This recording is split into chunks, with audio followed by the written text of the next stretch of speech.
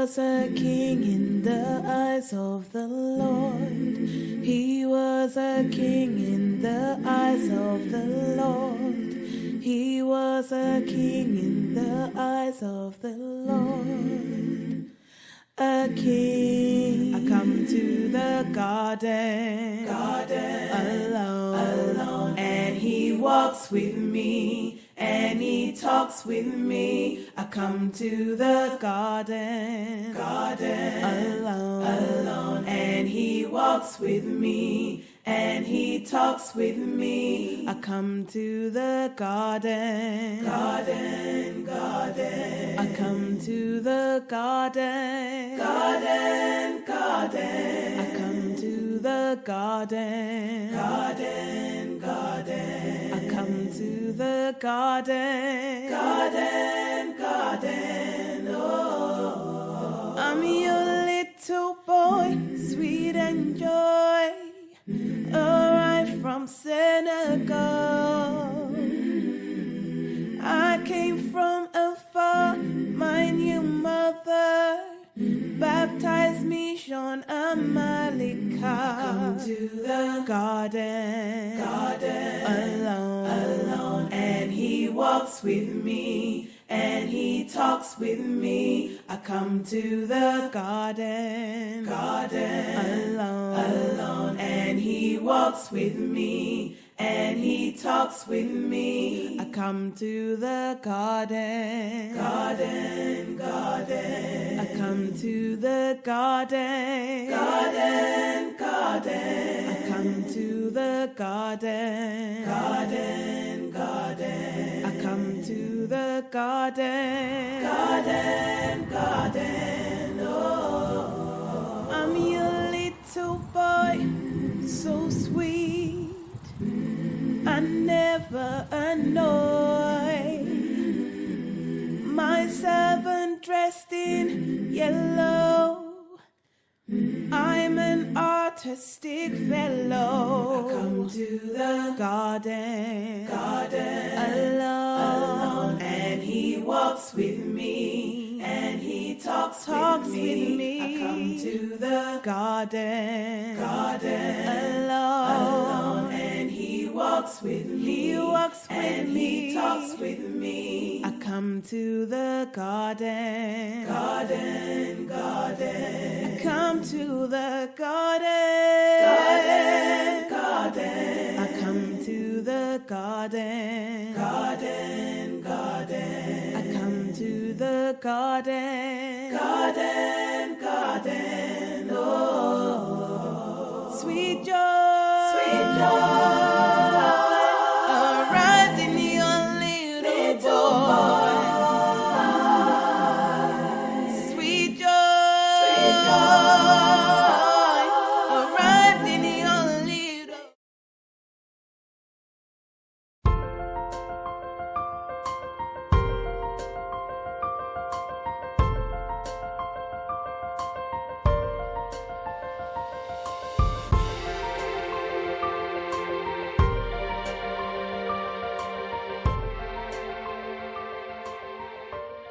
A true story brought to you by Diaries.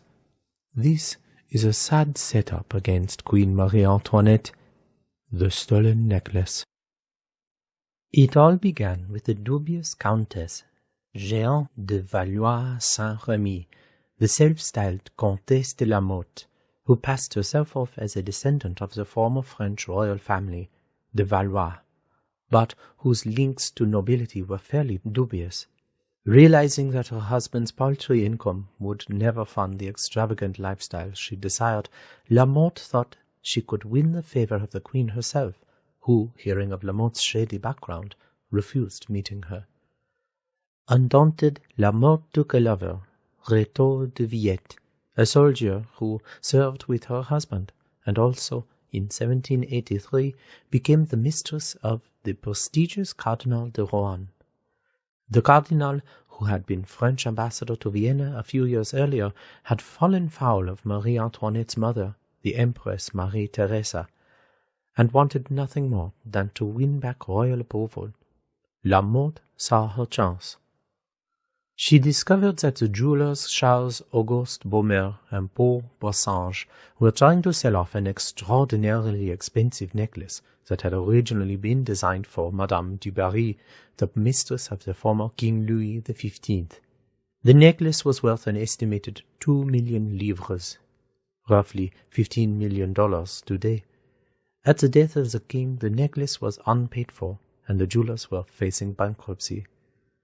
They had already tried to sell it to the current king, Louis XVI, but the queen refused, saying, "We have more need of 74 ships than of necklaces." Lamotte, an inveterate con artist, persuaded the cardinal that she enjoyed the queen's secret favor.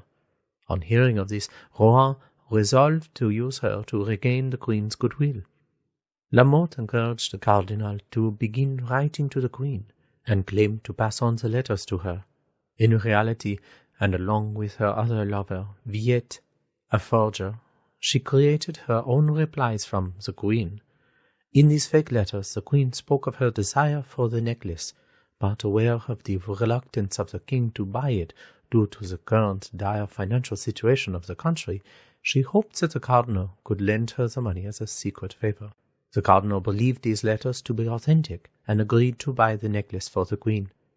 A late-night secret liaison was arranged in the garden of the Palace of Versailles, where the cardinal was to meet the queen. In reality, Lamotte sent a prostitute who resembled the queen, called Nicole Le Guay d'Oliva, who assured him of her forgiveness. Now completely convinced of his close relationship with the queen, the cardinal contacted the jewelers, agreeing to pay for the necklace in installments. The jewelers were told to give the necklace to Lamotte, who passed it on to her husband, who immediately began selling off the individual diamonds in London. The swindle was finally uncovered when the cardinal did not make his first installment and was unable to produce the necklace.